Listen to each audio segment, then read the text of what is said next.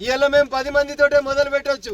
మీరు మర్యాదగా ఈ గోడల్ని మీరు తొలగించకున్నా, గరీబోళ్ళు దున్నుకున్న భూములలో వాళ్ళ కాగితాలు పట్టాలు ఇయ్యకున్నా, దొంగ కాగితాలని తయారు చేసి మా మీదికి కావాలని ఈ ఊరోళ్ళనే కొంతమందిని పంపించి కొట్లాట కయ్యాన్ని కాళ్ళు దిగితే జరిగే పరిణామాలన్నింటికి కూడా కాంగ్రెస్ ప్రభుత్వం, రాష్ట్ర ముఖ్యమంత్రి రేవంత్ రెడ్డి గారే బాధ్యత వహించాలని ఈ సందర్భంగా హెచ్చరిస్తా ఉన్నాం. ముఖ్యమంత్రి గారు, నేను అనుకుంటున్నా ఇది మీకు తెలియకుండానే డీజీపీ గారు ఇంటెలిజెన్స్ ఐజీ మీకు దాచిపెట్టి కొంతమంది దొంగలకు సర్ది కట్టి తప్పుడు పద్ధతులలో ఈ గోడలు కట్టిండ్రు. గూగుల్ మ్యాప్లు తీయండి. 9వ తారీఖు రోజు ఈ గోడలు ఉన్నాయా చూడండి.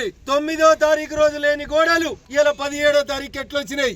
రాత్రులకు రాత్రులు పోలీసు వాళ్ళు పర్యవేక్షణలో ఉండి ఈ గోడలు ఎట్లా కట్టించారో ఒకసారి చెప్పాలి. 9వ తారీఖు రోజు ఉన్నటువంటి భూమి పరిస్థితిని తిరిగి పునరుద్ధరించకపోతే తప్పకుండా చట్టాన్ని చేతుల్లోకి తీసుకుంటాం.